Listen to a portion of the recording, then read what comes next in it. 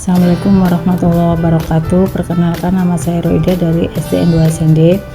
Saya akan memaparkan tentang konsep pembelajaran secara interaktif. Di sini saya langsung memaparkan tujuan dari pembelajaran interaktif. Yang pertama yaitu meningkatkan keterampilan dan pengetahuan melalui konsep pembelajaran interaktif. Yang kedua, meningkatkan keterampilan problem solving dalam situasi interaktif. Yang ketiga, meningkatkan kualitas kinerja. Pembelajaran interaktif dapat meningkatkan kualitas kinerja ASN dengan membantu mereka memahami tugas dan tanggung jawab mereka secara lebih baik. Yang keempat, meningkatkan interaksi sosial. Konsep pembelajaran interaktif dapat membantu ASN untuk berinteraksi dengan rekan kerja mereka, membangun jaringan dan kolaborasi dalam mencapai tujuan yang sama. Yang kelima, meningkatkan motivasi dan kepuasan kerja. Pembelajaran interaktif dapat membantu ASN untuk merasa lebih memotivasi dalam pekerjaannya, meningkatkan kepuasan kerja dan merasa lebih terlibat dan berarti dalam tugas mereka.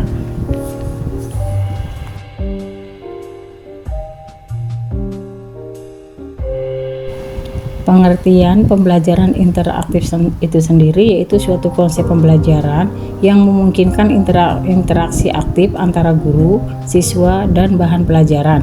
Konsep ini melibatkan penggunaan teknologi dan metode pembelajaran yang memungkinkan siswa untuk terlibat secara aktif dalam pembelajaran dan berinteraksi dengan guru dan teman sekelas.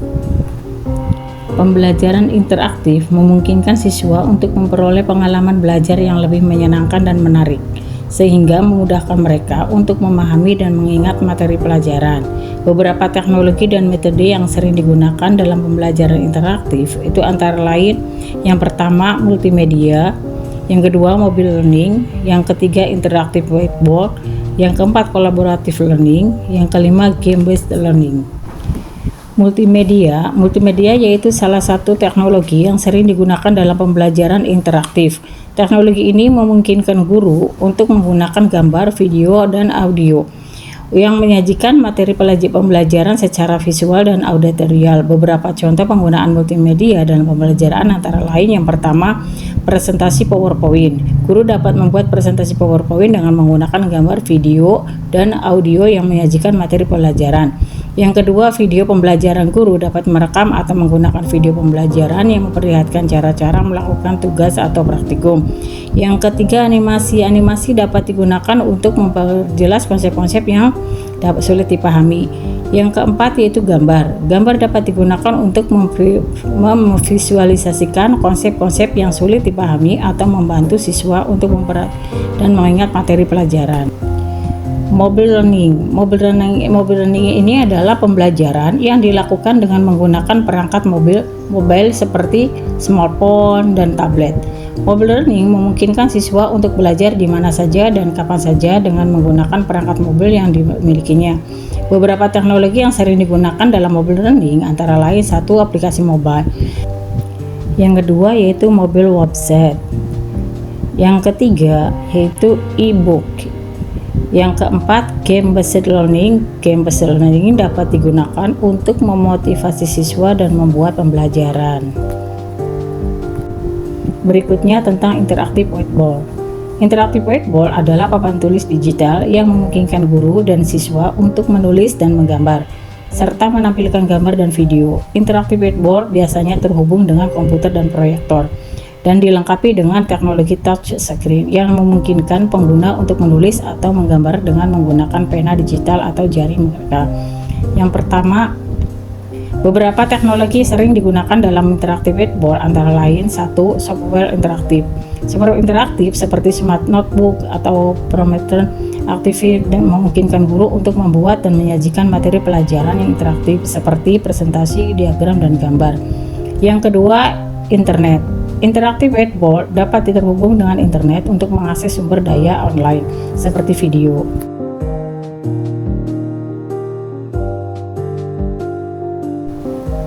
Dan yang ketiga yaitu pengenalan tulisan tangan. Berikutnya yaitu collaborative learning. Collaborative learning adalah pendekatan pembelajaran di mana siswa bekerja sama dalam kelompok untuk menyelesaikan tugas atau proyek.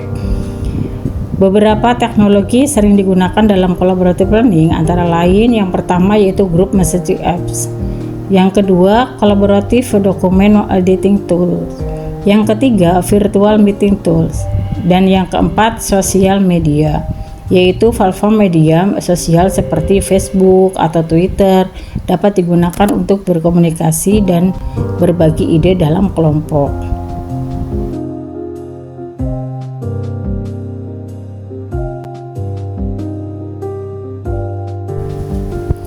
Selanjutnya, game-based learning.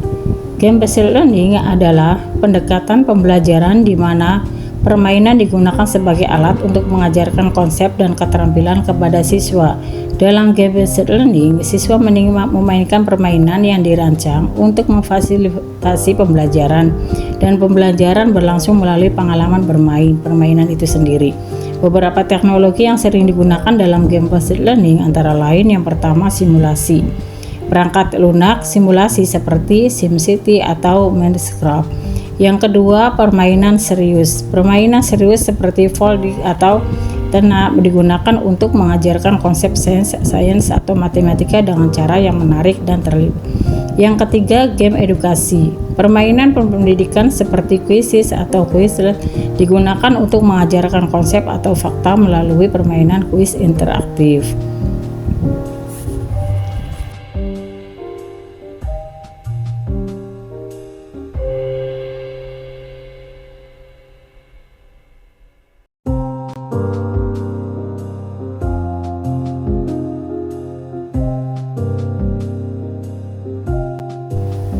Dan yang terakhir yaitu keuntungan dari pembelajaran interaktif.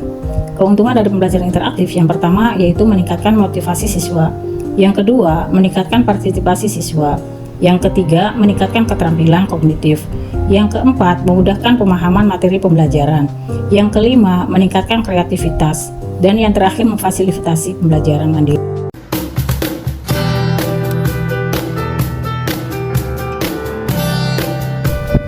Demikian pemaparan dari saya, kurang lebihnya saya ucapkan banyak terima kasih.